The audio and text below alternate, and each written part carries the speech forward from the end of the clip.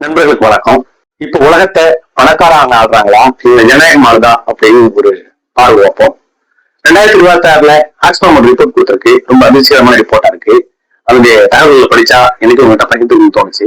உலகத்துல இருக்கிற டாப் 12 பணக்காரர்கள்கிட்ட 400 கோடி மக்கள் திருப்பி செல்வம் இருக்குன்னு சொன்னா நம்புவீங்களா? பட் ஆனா உலகம் அப்படிதான் இயங்கிட்டு இருக்கு. உலகத்துல நாலுல ஒருத்தவங்களுக்கு சரியான சாப்பாடு கிடைக்கல. ஆனா ஒரு பக்கம் கப்பல், விமானம் அப்படின்னு பயங்கரமான சொகுசு வாழ்க்கையை இன்னொரு பக்கம் வாழ்ந்துட்டு இருக்காங்க. பணக்காரங்க கிட்ட பணம் சேர்றது மட்டும் இங்க பிரச்சனை இல்ல. பணக்காரங்க கிட்ட பணம் அதிகமா சேர்றதுனால அவங்க மீடியாவை கண்ட்ரோல் பண்றாங்க, சோசியல் மீடியாவை கண்ட்ரோல் பண்றாங்க, அரசியலை கண்ட்ரோல் பண்றாங்க. இதனால மக்களுக்கு கிடைக்கிறது வறுமையும் இயலாமையும் தான். நாட்டுல மக்களுக்கு ரெண்ட் கட்ட முடியல, இஎம்ஐ கட்ட முடியல அப்படிங்கிற கொடுமையான சுக்கம் ஒரு பக்கமும், ஆடி கார்ல இருந்து டாப் எண்டு கார்களை வாங்கி குவிக்கிற இன்னொரு பக்கம் பணக்காரர்களும் அப்படி இருந்துட்டு இருக்காங்க. எந்த நாட்டுல ஜனநாயகம் ஒழுங்கா இல்லையோ அந்த நாட்டுல வாழறதுக்கான தகுதியான சூழ்நிலை இருக்காது.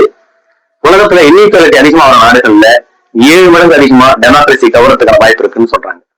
ஒரு ஏழைக்கும் பணக்காரனுக்கும் அரசியல் போறதுக்கான வாய்ப்பு எவ்வளவு இருக்குன்னா 4000 மடங்கு வித்தியாசம் இருக்குன்னு சொல்றாங்க. அந்த ரிப்போர்ட்ல சொல்ற முக்கியமான விஷயங்கள் இதெல்லாம். இதை தாண்டி அரசியல்ல ஒவ்வொரு மனுஷனும் ரொம்ப தீவிரமா தன்னுடைய பங்களிப்பை கொடுக்கலன்னா இப்படி பணக்காரங்க பக்கமே எல்லாம் சாயும். அப்புறம் அது இந்த நாடு எந்த நிலைமைக்கு போகுங்கிறது நமக்கே தெரியும். இது நிறைய உதாரணங்கள் இருக்கு, இந்தியாவிலேயே நிறைய இருக்கு.